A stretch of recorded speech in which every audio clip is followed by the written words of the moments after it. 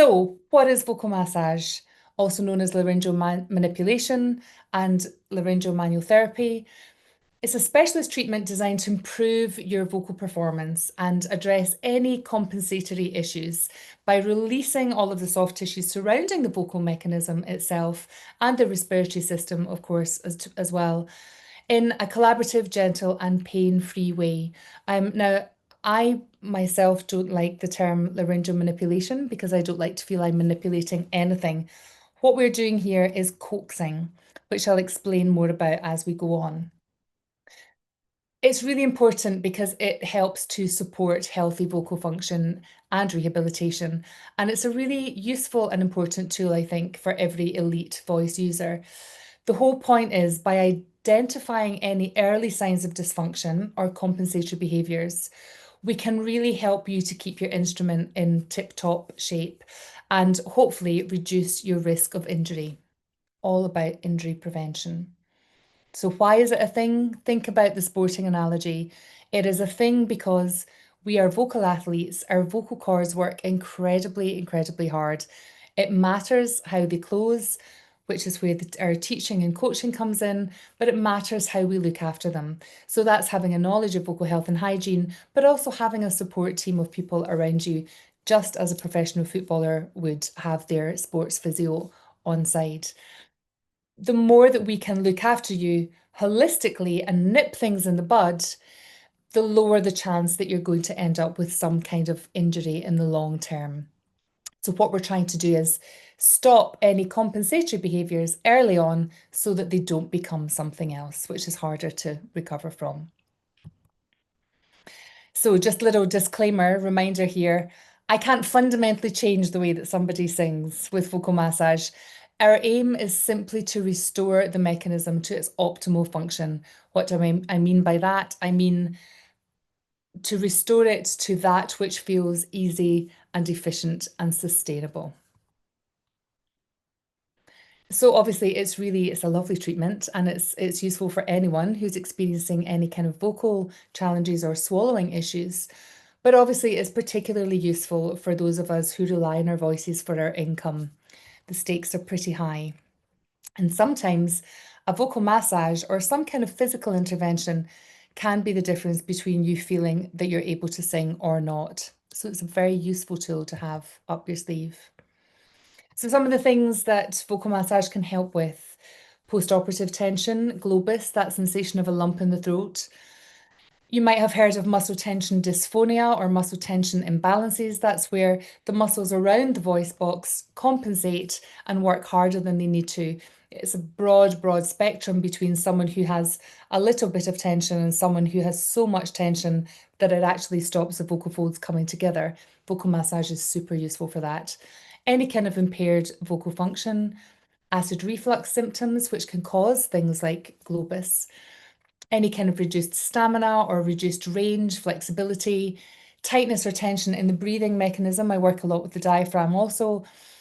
If you think that you have jaw or tongue tension or have been told by a teacher that you have jaw or tongue tension, and really any compensatory muscular activity that's going on, vocal massage can really help with. Now, in the UK here, vocal massage is a really growing field, and it can be performed in the UK by any number of qualified and insured specialists. So that can include osteopaths, physiotherapists, speech and language therapists, but also fully qualified massage therapists like myself. I would say if you're looking for a vocal massage therapist, the greatest advice I would give you is just do your homework. Make sure you do your due diligence. Look for verified credentials, proven written down experience and recommendations from people you trust.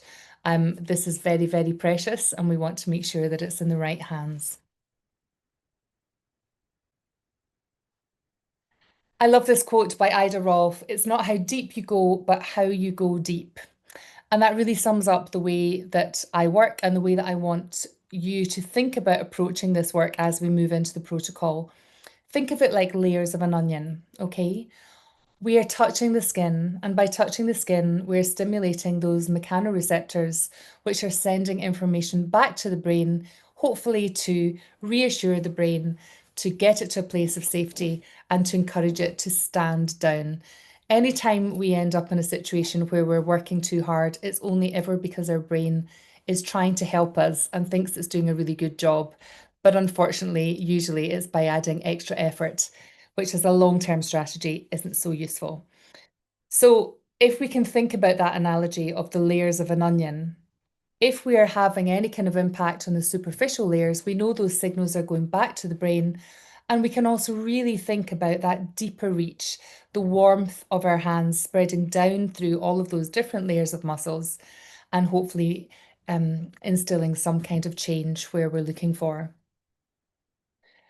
So the desired outcome from a vocal massage is really just that you feel like someone has hit the reset button. Factory fresh, calm, with a deeper sense of self and connection to your voice, body, and nervous system. That's what we're looking for. What to expect today? I don't know, some of you will be in front of computers. I don't know if you have a mirror handy. Just keep an eye on yourself while you're practicing these protocols. You may get some kind of temporary redness or pinking in the skin. That's completely normal. Obviously, we're touching the skin. You should never be breaking the skin or bruising or anything like that. We're not applying that much force. So you might feel mild discomfort. And by discomfort, I mean just something which feels useful, something which alerts your brain to, oh, yeah, I've been working hard there.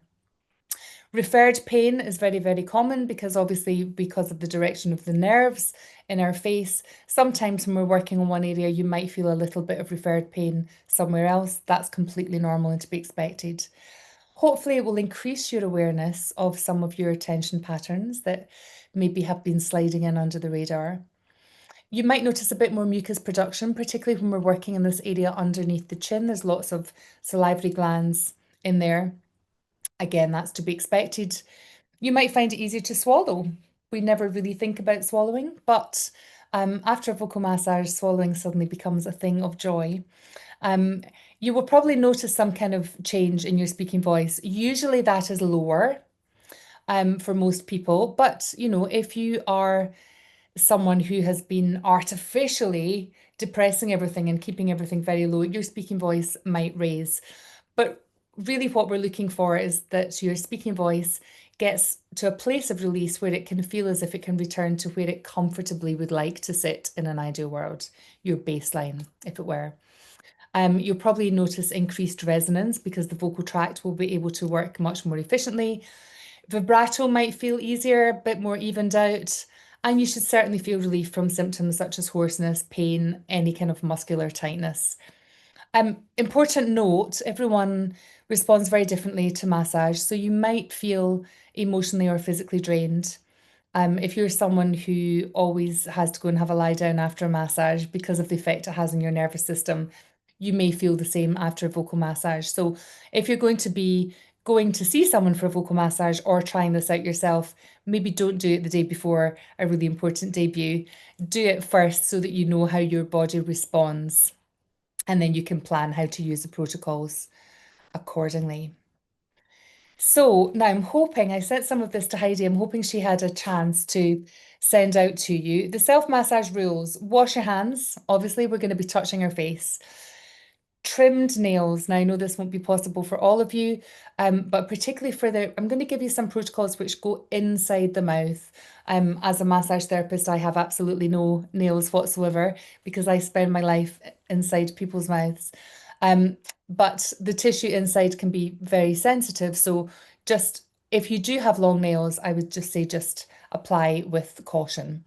We're going to use gloves. I have nitrile gloves, non-latex gloves for the work that we're going to do inside the mouth. Pay attention to your body mechanics. So by body mechanics, I mean pay attention to the way that you're sitting or standing. Obviously, if we're trying to help the muscles around our neck, we don't want to, as we're massaging them, be sitting like this. Make sure that you bring your hands to your head and not your head to your hands, please. And if you feel uncomfortable, just have a little wiggle around. So the rule of thumb is we're going to find a useful position. So by that, I mean useful enough that your brain recognizes that there might be some excess work happening there. And then we're just going to mindfully hang out in that position before we go ahead and move on to the next position. Slow and steady absolutely wins the race in this case. Wait and hold, find what's useful, give your brain a minute to catch on to what we're trying to do, and you'll slowly start to feel things dissipate. So pressure-wise, we want enough to feel that something is useful and is changing or shifting under our hands, but never, never, please, enough to cause pain or to affect your breathing or stop your breathing in any way. And it's important to note that when we're working on the front of the neck, if you feel a strong pulse, just back off the pressure a little bit. There's lots of very precious structures in the anterior neck. Your brain will not let you dig too deep. If you start to feel something isn't safe, just back off the pulse. So we're going to begin now. So I'd like to invite you to get yourselves into a comfortable position. If your feet flat on the floor, find a comfortable position in your chair. This first move I love to use because it really helps to self-regulate. It helps to stimulate the parasympathetic nervous system, the vagus nerve, that lovely rest and digest state. And it's also a good moment of stillness for you to really fine tune your interoceptive awareness. So that's all of your perceptions of what's happening internally. So some of the things we're looking out for with this touch, any tension or discomfort or usefulness. The tissue quality, what does the skin feel like? What do the muscles feel like underneath your fingers? One of my trainers talks about frozen chicken, which is a great analogy because sometimes actually that is what it feels like when something feels a bit firm and a bit not smooth.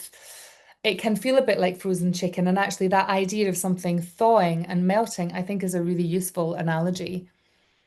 Temperature, the temperature from your fingers, the temperature of the skin that you're touching, what do you notice? Your breathing patterns. Do you notice that the muscles in the back of your neck are working? What's your jaw doing? Can you feel your ribs swinging? Does that breath feel nice and low? As much as you can notice and feedback, the more beneficial this will be. And any internal sensations, your heartbeat, if you're aware of the pulse of your spinal fluid, really, I would really encourage you to really allow yourself to mindfully go deep and be really, really curious about everything that's happening. So this first move I call the vagus nerve self-touch routine. Now, this is really important because the vagus nerve, as we know, is our parasympathetic nervous system, and that's what helps us when we're in that fight or flight place. It helps to calm everything down. The vagus nerve is the longest nerve in the body, cranial nerve number 10, and called the wanderer as a result. And it's responsible for innervation of crucially for us, most of our larynx, the majority of our larynx is innervated by the recurrent laryngeal nerve, which is a branch of the vagus nerve, but also heart rate variability, gut health and mobility. It's an incredible nerve. So by following the journey that nerve takes, we can use self-touch to actively send signals back to the brain and try to soothe that parasympathetic nervous system. Amazing fact about the vagus nerve, 80% of what it does is carrying information from the body back to the brain. Only 20% of what it does is actually sending out motor signals. So by touching the skin, we can have a really important impact on our nervous system. And this is just a really good introductory way of you putting your hands as we move into the rest of the protocol. So I'm going to invite you to just gently close your eyes. And we're going to start by placing both hands at the back of our neck. So we're just cradling the back of our skull. Just take a second to let your shoulders drop. We're breathing in through the nose and out through the nose or mouth, whatever feels more comfy. Notice your breathing. Notice your shoulders. Notice the movement of the ribs. play with that sensation of the air going straight back and filling the whole of the back of your head. Notice what that does to the movement of your ribs at the back. Just let something settle. And once your breathing has settled and you're in a comfortable position, just start to notice what you can feel underneath your hands. The temperature of your fingers, the temperature of the skin that you're touching. What is the tissue quality underneath? Does it feel like frozen chicken or does it feel soft? And start to think about that layers of an onion analogy as well. By touching the skin, we're reaching far beyond that which we're touching. And slowly everything else is just going to start unwinding. So really, you just need to sit with this for as long as feels useful to you. We're going to both speed up a bit today for the purposes of today's webinar. But you just need to sit there for as long as it takes to notice that something has shifted, whether that's your breathing or a change in the tissue quality or a change in the temperature. And then once you feel that that has happened, you're going to keep one hand on the back of your skull and move one hand to your cheek, over your cheek and your jaw. The trigeminal nerve is a branch of the vagus nerve, hugely important for jaw, TMJ. Same thing, to feel the temperature of your hand, the warmth of your hand. Perhaps you can still feel that electrical pulse from the base of your skull. You might even feel a connection between the two hands. Just notice and sit with it. Imagine that information traveling down through the layers of the skin. Soften your jaw. Notice what your tongue's doing, what your breathing's doing. And then you're going to keep one hand on your cheek, and the hand that was on the back of your skull, you're going to move over your heart. And we're going to sit with that. Beautiful fact about the vagus nerve. It connects the heart to the voice, where the nerve loops around the aortic arch and back to the larynx. So there is an actual tangible connection between heart and voice, which is beautiful.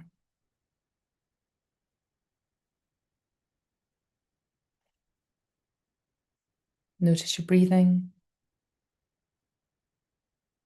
temperature. Is anything softening or changing or shifting?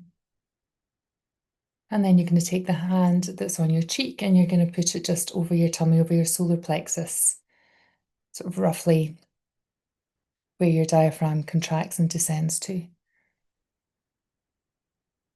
So we've got one hand on heart, one hand over our tummy, and we're just going to sit with that. Just soften and release, soften and release.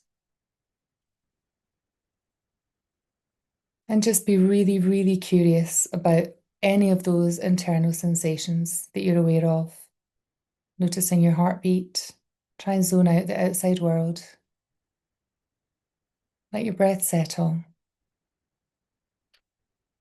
And just be exquisitely aware of everything that's going on inside you.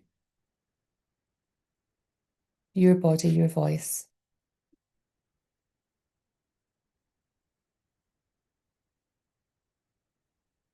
And then you can bring the hand over your heart to rest over the hand on your tummy to close. So that was slightly sped up for the purposes of the webinar, but you can see it's a really lovely way, I think, to tune in. It's a really lovely way to tune into this work because this is a way that we're going to work. The more slowly and mindfully we can do it, the more beneficial it is. You might notice that your breathing has already changed. I feel like I can notice a difference in my speaking voice actually already because everything's had a chance to settle.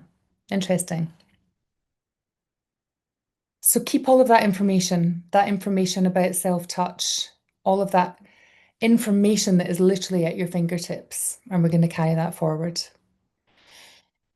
So we're going to talk about the anatomy of the jaw. So I spend a lot of time helping people try to release jaws. Jaws are very naughty sometimes. The main culprits are the temporalis and the masseter. Both of those elevate the mandible. And the masseter particularly is capable of exerting such a huge amount of force, something like 200 pounds of force, because their job is literally to pulverize the food for the start of the digestive process. Big, big, powerful muscles. So the temporalis is a great big fan-shaped muscle which sits all the way around from your temples, all the way around the back of your ear. The masseter inserts here into the mandible, up into your cheekbone, and sits in that sort of direction. So the way to find both of them is if you place your fingertips, use as much of your fingertips as possible. So we're not pokey, we want a lot of surface area that we can listen with. Place them on the angle of the mandible, the corner of your jaw, and clench your teeth. Now you should see them bunch out. Can you see? See that? So that's the masseter. And if I keep clenching, I can feel that bunching all the way up until I get to the cheekbone. Find where it is on you. Everyone's anatomy is different. For the temporalis, we're going to do the same thing. I want you to just put your fingers, lace your fingers through your hair and clench. Feel how far around that activates. We often think about, when we think about our jaw, we often think about releasing from here. We very seldom think about releasing from here. And if we do, it can make a huge, huge difference because sometimes we might have released here, but this is still holding on for dear life. So it's important to release this. You see people absent-mindedly doing this on the train, don't you, at the end of a long working day? That's why. And the buccinator is a super interesting muscle. It's another muscle for chewing, particularly important for brass and woodwind players because it's what enables you to do to compress your cheek against your molars. But actually, just for singers as well, because we spend so much of our lives, trying to change our facial expression and communicate, all of these muscles, the bicularis, all of these muscles work super, super hard for singers. So when we're doing all of this work in the jaw, we're going to be benefiting all of these muscles at the same time. So the first move is for the masseter, but also for the temporalis. It's often called the candy cane because it's shaped, guess what? Like a candy cane. Good at this time of year because it comes right up and around the ear. So what we're going to do is just remember what we discovered a minute ago. We're going to, by clenching our teeth, you can feel where that muscle starts. With the flat parts of your fingers, not pokey, flat, you're going to put a bit of pressure, inward pressure, and slowly just let these fingers slowly glide up to the sky. As you come over the cheekbone, the zygomatic arch, you're going to take the pressure off because it's not going to be super comfy if you're digging into the cheekbone. And then you can put a little bit more pressure as you come into the temples. When you get to the temples, you can go up in the direction of some of the fibers. You can do little circles. And then what you want to do is start to walk your fingers back and just make sure that you're giving love to every part of that muscle that you felt when you were clenching. Just slowly and slowly. So we start from the angle of the jaw, clench to make sure you're in the right place. You can open your mouth as you do this, and it gives an interesting stretch. So I'm applying a little bit of inward pressure, then I'm going to open my mouth.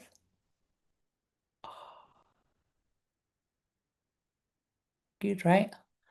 And up over the cheekbone and in to temporalis. And then slowly walking back behind the ear. You can experiment with opening and closing the mouth. With all of these, you might not feel symmetrical. Most people aren't symmetrical, so you might find that one hand feels like it's glued to the spot and the other hand is merrily going away up and around your ear. That's fine.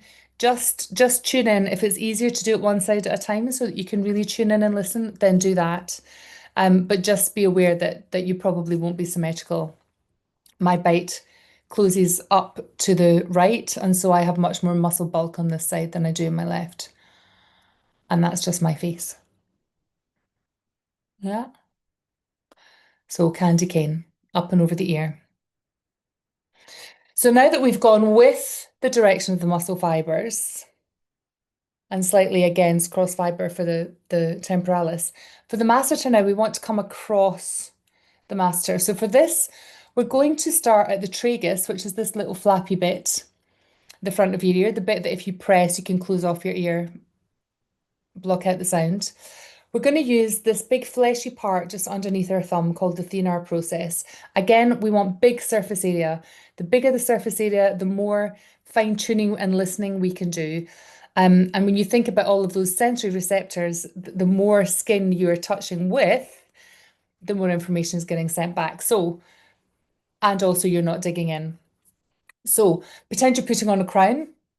We're making contact in front of that little flappy bit of your ear, and we're tracing a line that's a bit like a diagonal coming across this way. So put on your crown, make contact, slight inward pressure, and it's going to look like this. This is where it's a real shame that we don't have everyone's faces. Yeah. Forward and diagonal. It can feel amazing, this one. Again, you can open and close your mouth. Have a play. I can feel on my right hand side, I'm on a really useful place here, so I'm going to open my mouth and stretch into it. There we go. So, crown on, thenar process in front of the tragus, diagonal line, forward and down. Again, doesn't have to be symmetrical. If it feels useful and good, it is. Now, I don't know, wherever you are, you're all on mute, have a little speak out loud where you are. I can already feel a difference in my voice, in my own speaking voice, just from doing those two jaw movements. Now this one, the pin and stretch, this one can be quite tricky to find. We're working with the masseter again. So again, think about, this is roughly the direction of the masseter, like this. Clench your teeth, find where you are on that masseter, and really feel all of the sides of it so that you can feel that you're right round the front of it and where the back of it is. Clench to make sure. And then what I want you to do is come right round so that you're kind of on the front of that muscle. So you've got your bony landmarks of the cheekbone and of the mandible, and we're looking for the squish in between. The analogy I use here, which I think is really useful, is thinking about a bow and arrow. So if you imagine that your masseter sits like this, from the side, if we are pinning that muscle, it's going to bend and yield a bit, just as if you were pulling back a bow to fire an arrow. So that's quite a useful analogy. So come round the front of the muscle, feel that slight bend, and then you're going to apply a little bit of pressure and you're going to open your mouth. It's a really big stretch. Just make sure you're not poking teeth. Make sure that you're actually on muscle. Have a feel around, clench a few times to make sure you're on it. But the best way to do it is to clench, find the muscle, feel where the margins are, and then let your finger fall around the front of it and come at it from this way, from this way. So then you're going to pin that muscle and you're going to stretch into it. And that just gives you a slightly different sensation. So the fingers are exploring the muscle, rolling around the front of it at the midpoint, and then pinning and holding in place as you open your mouth to provide that stretch. Super duper. So we've had candy cane up and around the ear. We've gone across the masseter like this. We've come in front of the masseter, pinned it and opened into it. Now this next muscle group is a really interesting one because they're a little bit harder to find. The medial pterygoid you will feel when we're doing the intraoral work. It works with the masseter. Between them, they're like a sort of sling on either side of the mandible. the masseter is the most superficial, the closest to the surface, and the medial pterygoid is on the inside of the mandible. So when we're working with inside the cheek, we'll be touching medial pterygoid, bit of buccinator, getting a bit of masseter on the outside as well, and some of those articulatory muscles at the front of our mouth as well. The lateral pterygoid is tricky to get because it's buried really, really deep. And this is a muscle. There are two bellies of the muscle, and they go roughly from here, from the cheekbone, in this direction, going in this direction. So the lateral pterygoid primarily is for opening the jaw. The medial pterygoid, its responsibility is closing the jaw, but they also work together to protrude the jaw forwards if both sides are working at the same time, like this. And they also facilitate side to side movement. So these muscles are particularly important for any kind of TMJ issues, any kind of clenching or grinding of the teeth. If you find that your jaw freezes open, if you have trismus, difficulty opening your mouth, or if you've got any kind of disc displacement within the TMJ joint, then these muscles can get super, super tight. If you have any kind of tongue tie and your mandible likes to sit in a slightly down and back position, then this is going to feel particularly good for you as well. So these are the inside the mouth techniques, okay? So if you can get hold of your glove for me. With all of the inside of the mouth things, it's always the opposite hand to the opposite side, okay? So we're going to find the hardest one first, the lateral pterygoid. So for this, I'm going to work on my left side first. So to do that, I'm going to allow my bottom jaw to shift to the side that I'm hoping to release, like this. Will just give me a little bit more room for my finger, okay? I'm aiming for here, for here. With a gloved hand, I'm going to run my forefinger with my nail bed against my teeth, along my top teeth, as far back and up as I can. So let my bottom jaw go across, as far back as I can, back and up. Now, you should feel a little pocket in there that your finger can slip into. It can feel quite sharp, almost sort of dentally. So just go really, really easy. And you should feel that pocket. And what we're going to do is we're just going to sit there. We're not going to poke. We're going to notice that sharpness and we're just going to sit. And again, I would maybe just encourage you to close your eyes. And with your finger in that little pocket, we're just going to really visualize as strongly as we can a sensation of a tunnel opening up around your finger. We're tracing a path from the corner of your mouth, almost as if it's coming up out of your left ear. Wait and hold, wait and hold. Just notice those muscles yielding and softening and warming and moving out of the way of your finger. That way it's coming from the brain. So any change that you're finding is more likely to stick. So just going to sit, breathe.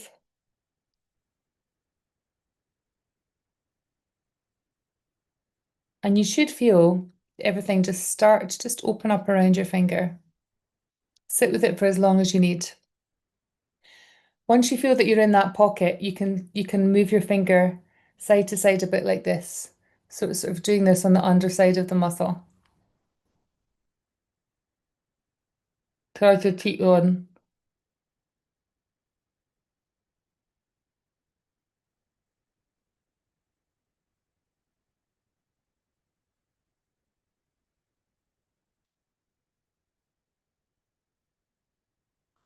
I would encourage you to do the visualization first, get into position, find the pocket, sit with it, breathe, allow. Once you feel like you've got a bit of space, then you can start doing a really gentle sweep, really super gentle, super gentle. Now take your finger out and just notice what you feel differently on that side. You should feel a little sense of space there. Should feel quite different to the other side. Yeah? So what we're going to do is because we've got our the bleh, to take advantage of the glove we've got on, we're going to move from the lateral pterygoid. We're going to stay with this side and we're going to go to the intraoral masseter. So for this, I'm using my thumb, flat part of my thumb. I'm going to opposite thumb to opposite side. I'm going to put my thumb in my mouth until it hits the jawbone. Then I'm going to come to the side and let it sink into the flesh on the other side of my jawbone. Once I'm there, I'm going to clench my teeth and you'll feel, just as you can feel it bunch out on this side, you'll feel it bunch on the underside as well. So you'll feel it kick back against this part of your thumb, and that's how you know you're in the right place. Then you're going to use the four fingers of your hand to gather up the muscle away from the mandible so that you've got the whole thing between your thumb and your forefinger. So it's going to look like this. So I'm finding my jawbone and sinking down to the other side of that. I'm going to clench. I can feel that muscle working on the underside of my thumb. I'm going to use these fingers to sweep up until I've got that whole, it's a ring muscle. And then you can just hold it. Hold to release, trigger point. Look for that neural stimulation. Sit with it, breathe.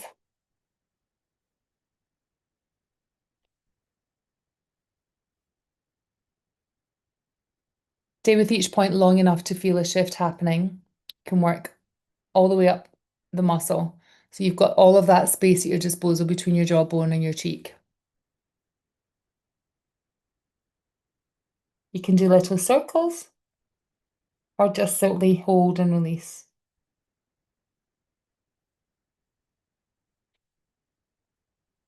Give a little wiggle.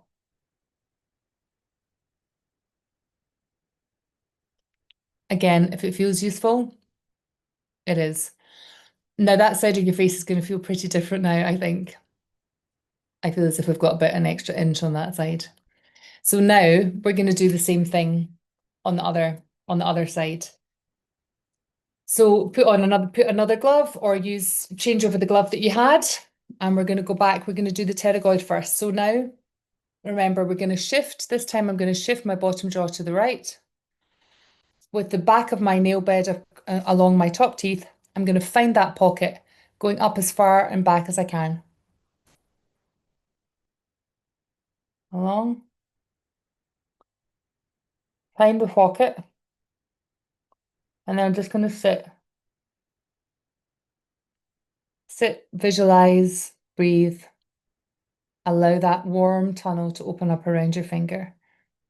Think of that frozen chicken analogy. The longer you can sit there and sit with it, the more of that tunnel will reveal itself.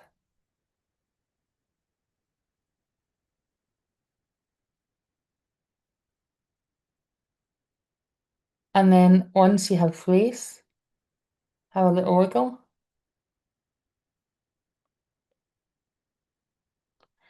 Just gently working the underside of that muscle.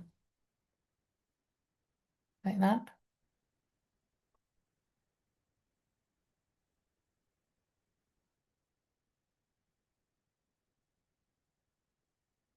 Wait and hold, wiggle, whatever feels the most useful to you. If it's nice to just sit and just continue to allow that tunnel to open up. Sometimes with people, I will do this on each side for 5-10 minutes at a time. It's wild, the amount of change and shift that can happen. Sometimes you can't feel a pocket, you feel like you're coming up against a brick wall. And that's okay. Same principle. Find the position, wait and hold, and the space will open up. As long as your brain feels safe, the space will open up. So just notice how that side feels, and then we're going to do the masseter. So underside of our thumb, straight back, find the jawbone, come to the outside, sink in, clench your teeth, feel the muscle bunch out. With these fingers, lift up from the mandible, and then just do some release or circles.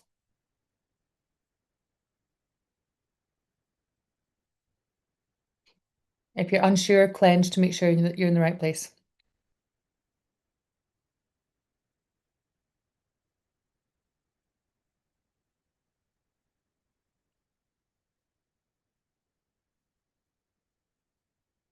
Good.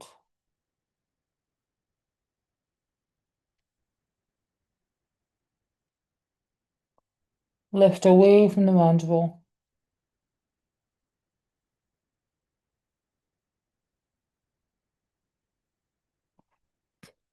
Don't worry if you're drooling.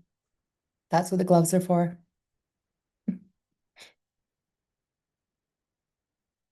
So work up and down the muscle as feels relevant or useful to you.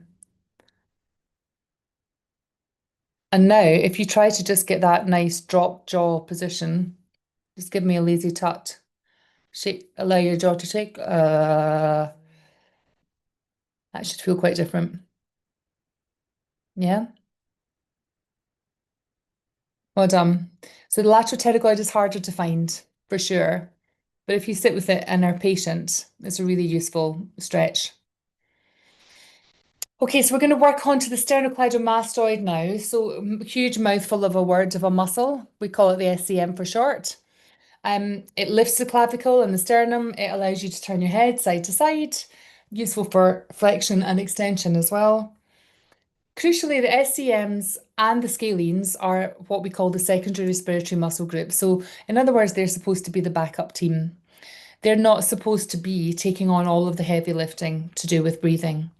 But sometimes when we're tired, when we're post-viral, when we're anxious, when our technique is perhaps a bit inefficient, sometimes these muscles work harder than they need to. And that's problematic for us as singers because what that starts to feel like is a bit of a straitjacket around our larynx. So our larynx actually, our vocal folds are fine, but our larynx feels as if it's being strangled, as if it's being held in the middle. So by releasing all of these muscles around about the larynx, that can have a huge impact on the way the voice itself feels, even without doing specific laryngeal manipulation. Ideally, we shouldn't see that much action in the SCMs and the scalenes when we're singing. Um, Tension here tends to happen when the breathing gets high. If you give a big sniff, you can see all of that being employed. So this one's quite a difficult one to find. So you're going to want to go away and practice with a mirror after we've done this today. But I'm going to work on the right hand side one first. You're going to turn your head to find it. So the muscle goes from the mastoid process of your skull down into the sternal notch. And then actually, at some point along this journey, it splits into two bellies, and there's a second belly which attaches somewhere along the clavicle. So when we're working on this muscle, it's really important that we make sure we have the whole muscle. We don't want to be in between these two bellies down at the bottom because that's going to just feel pokey and we're not going to get as much benefit from it. So we're going to go broad, macro to micro. We're going to turn our head to find it. So if you give me a thumbs up, it's this part of our thumb that's going to be doing the work. This forefinger is just a gathering landmark part of the team, okay? So I'm going to turn my head. I've got my right hand. I'm working on my right SCM. I'm going to turn my head to the left. I can feel where that muscle bulges out there in the sternal notch. So I'm going to use my forefinger to just gently gather there. And I'm going to come in really broad with that flat part of my thumb to make sure that I've got both of those bellies, the inferior part of the muscle. When I feel that I've got the whole muscle, I'm going to turn my head back to the center. And now you should really feel that you've got the whole thing.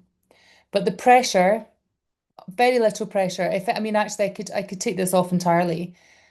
This is just for a landmark. But the work is happening. My thumb is working up the back of that muscle. So I'm turning my head to the left, using my forefinger to catch it at the sternal notch, coming in broad, bringing my head back to center. Then if it helps on that side, you can tilt your right ear to your right shoulder, and that just releases a bit more of the muscle for you to grab as well. And again, you can do small circles at the back, or you can just wait and hold. But remember that muscle goes all the way up into that mastoid process. So don't sell yourself short. Make sure you're getting that muscle all the way up.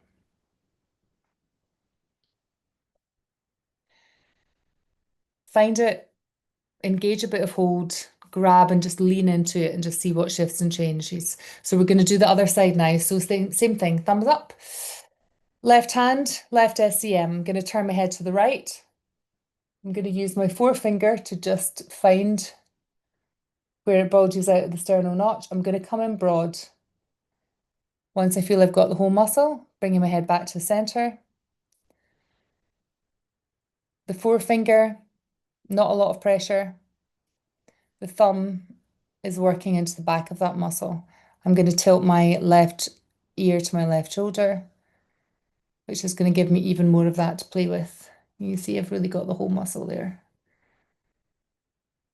And I'm going to work all the way up into that mastoid process.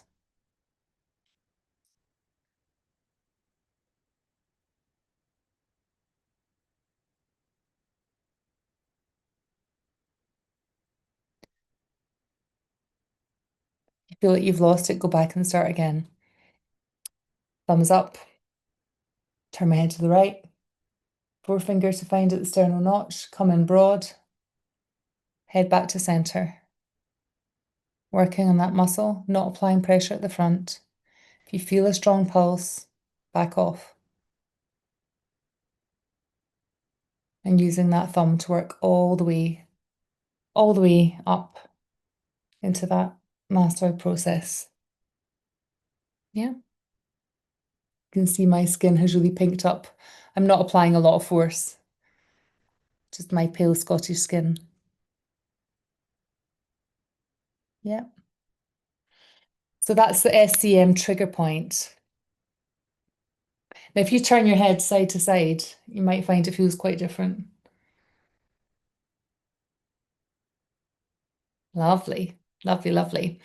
The other one that I really like to do is because muscles like to get a bit angry and needy round about the bony landmarks. So again, I think it's quite useful to try and just release it up here at this mastoid process. So if you give me a thumbs up and then put your hand behind your head as if you're pulling a pint. So you're coming at it from this way. And you're just going to brush down. You'll feel that curve of that part of your skull of the mastoid process. And then you're just going to brush down away from that skull into the muscle, using as broad a part of your thumb as possible. Just circles, whatever feels good. I'm going to do the same on the other side. Thumbs up, upside down. And I'm just working behind the ear, find the curve, and just massage into the top of that muscle.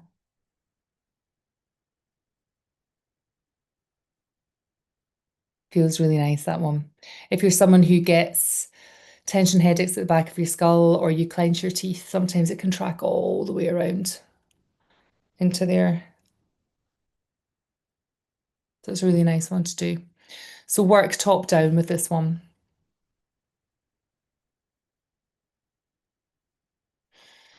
Okay, so we're going to move on to the digastric muscles. Now, the digastric is actually, we've got there are two sort of portions of the digastric, the anterior and the posterior. We don't really work with posterior in vocal massage because there's so many important structures back there that we don't want to be poking in too much.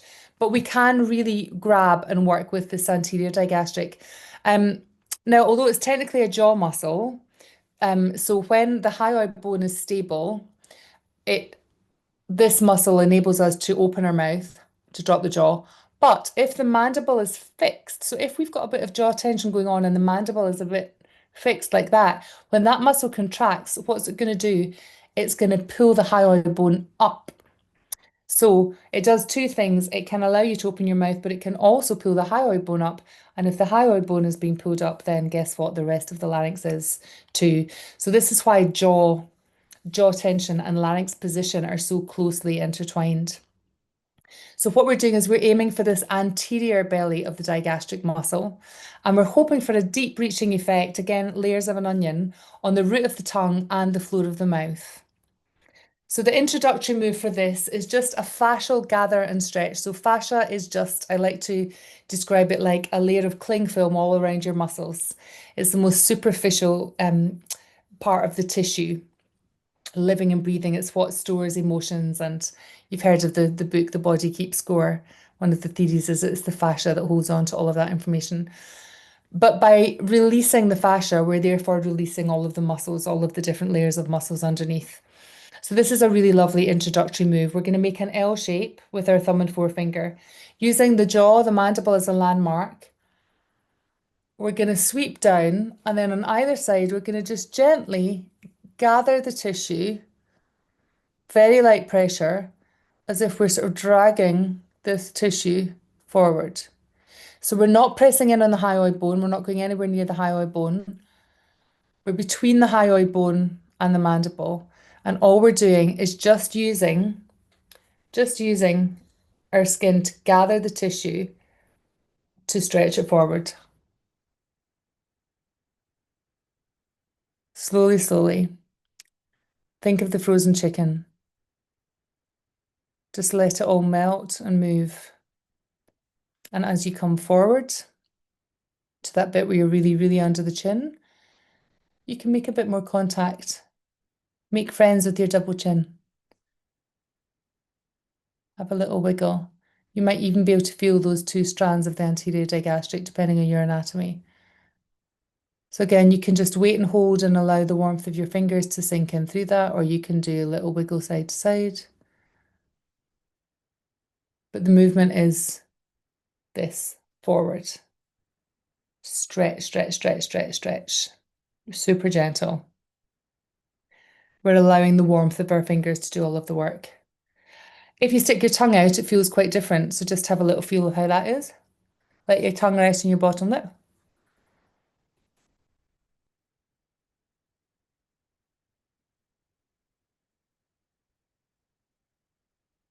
Different again.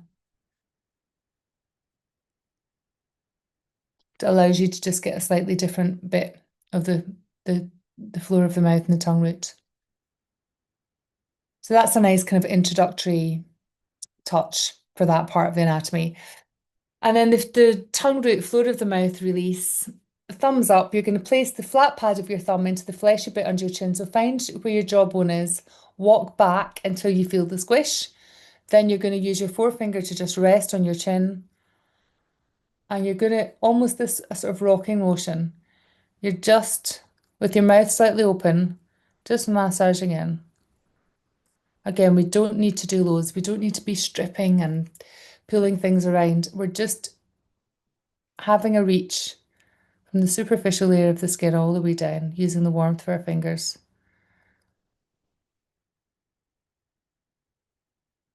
Play with your tongue. See if you can get your tongue to relax so much in your mouth that as you do that rocking motion, your tongue is lifting, but you're not controlling it.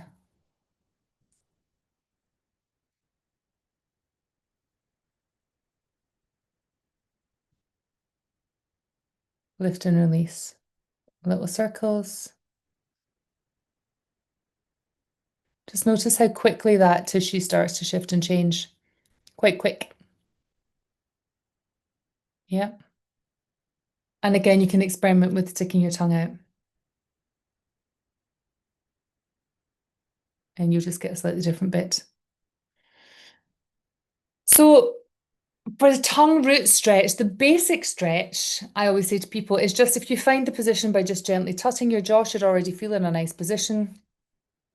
Stick your tongue out from there. And you should feel a stretch in here at the root of the tongue. We're not looking for stretch in the jaw. So play with the jaw position so that you feel more of a sensation of a stretch here. And then you're simply going to let your tongue hang out of your mouth and you're going to breathe for 15 seconds. Every time you exhale, I want you to think of a comedy cartoon dog. Think of that tongue getting further and further out of your mouth. And breathe.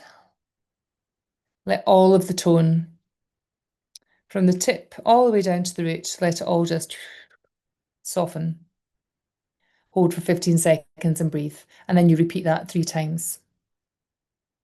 The extension of that, and this is something that I find really, really useful. This is something that you're going to have to do where you are, because I won't be able to hear you. Normally at this point, I choose a victim, a sacrifice for the class.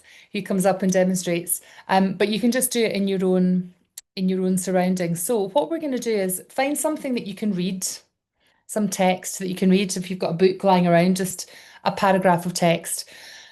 I asked you to bring some kitchen towel with you. Tissue paper doesn't work for this because it will just disintegrate. You need kitchen towel, something a bit more robust. In the clinic, I use these non-woven clinical swabs. And what we're doing is we're not pulling, never yanking, but we're going to use this to hold our tongue. We're going to find the stretch.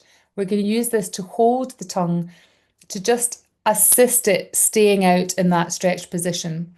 And then we're going to read a paragraph of text out loud with the tongue in that position, still articulating as best that you can. The deal is, whoever is with you has to be able to understand. This is your new Saturday night game. You're welcome. It's quite funny, so be free. I'm going to demonstrate so that you can see what I'm talking about. It helps with this, I think, to think legato. So if it's too short and staccato, it can feel a bit cumbersome. But really make sure that you're speaking on the breath, that it's a long legato phrase. And what we're trying to do is get the back of the tongue to just work a little bit harder. Okay, so it's going to look something like this. So I'm going to tut, find that stretch. I'm going to hold it, not pulling, holding. And I'm going to read, okay? Using a bit of paper towel to hold it in place. Let your tongue hang out of your mouth. Read a paragraph of text out loud, still articulating as best as you can. Has to be understandable. Think legato right to the end of each sentence. Let go of your tongue and allow it to return into your mouth. And then you're going to repeat the same text. Using a bit of paper towel to hold it in place, let your tongue hang out of your mouth. Read a paragraph of text out loud, still articulating as best you can. Think legato, right to the end of each sentence. Let go of your tongue and allow it to return into your mouth. What did you notice? Did you notice anything different about my speaking voice? I did. What's really useful about this is that as singers, we like to hold on to the back of our tongue. We like to cheat and listen to ourselves singing. Usually the way we do that is by shoving our tongue all the way back down our throat into our vocal tract. What we want to do is for that resonance to be crisp and clear and efficient. We don't want anything getting in the way of all of that potential resonating space in the vocal tract. So by simply encouraging the tongue to be in a slightly more forward, flexible position, we need it to be flexible, we need it to be dynamic. But we're trying to just reassure the brain that it can still do everything that it needs to do. People can still understand us, but the back of the tongue is having to work that wee bit harder, which means that when you then go back to speaking normally, suddenly there's more clarity, there's less air, your tongue feels lighter in your mouth. You get more bang for your buck. All of a sudden, everything is more efficient. The overtones are clearer, the resonance is crisper. Try it and see what you find. I suggest this as part of your warm-up, just for a minute or two. It just gets everything into a really good position. If you're in a situation where you have an audition and there's no place to warm up, which is often the case, simply doing a little bit of tongue work, a bit of gentle sidening with a straw, and some physical warm up. Sometimes is all you need if all is well and your voice is in a good place. Sometimes that's all you need, and you can go into the room and you're good to go. Have a play with it and see what you think. Really, really useful exercise. Just be careful with your tongues. Everyone's tongues are different. Some people have got ties. Just be careful of this frenulum, the bit underneath with your bottom teeth. Make sure it doesn't catch. If anything's uncomfortable at all, just stop. Only ever go to the edge of your comfort zone. Okay, we're nearly at the end, folks. Well done. Thank you for all of your brilliant attention. This is called the larynx lowerer. We are not physically moving the larynx down, but again, with touch, we're encouraging everything to try and return to some kind of base that feels comfortable. So again, we're going to look for that lazy L shape. We're going to start by cradling the jaw as we did with the fascial stretch in that suprahyoid region. We're going to tilt our head back slightly, and then we're just going to let that hand run down the front of our neck. be cautious if you've got a really prominent thyroid um, prominence, Adam's apple. Just ease off as you come over that because it won't be comfy. So we're going to do this with our mouth open. And then as you ease into the stretch, you can close your mouth like this.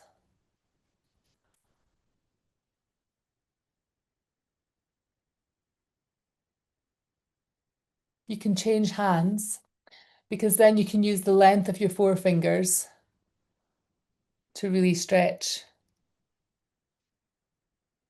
into that neck as well. Close your mouth as you come down. And then just lean into that stretch. And you can really stretch into those SCM attachment points as you come down as well. And again, this is great because it gets all of the different layers and it will impact all of the strap muscles around the larynx. It just encourages everything to. So there you have it. You've got your own vocal massage routine. Now, you don't have to do this as a full routine. You can dip in and out depending on what you feel you need. Um, so please feel free to play in front of a mirror. As I say, the more slowly and mindfully you can do this, the better, because actually you need to take the time to listen to your own sensations, and have that awareness of what's happening in your body. And then when you go to speak or sing, everything should just feel a little bit more efficient, a little bit easier, which means that some of those less helpful habits that we all have for whatever reason, when they try to creep in again, this time we've got a chance of catching them because we have felt the easy version.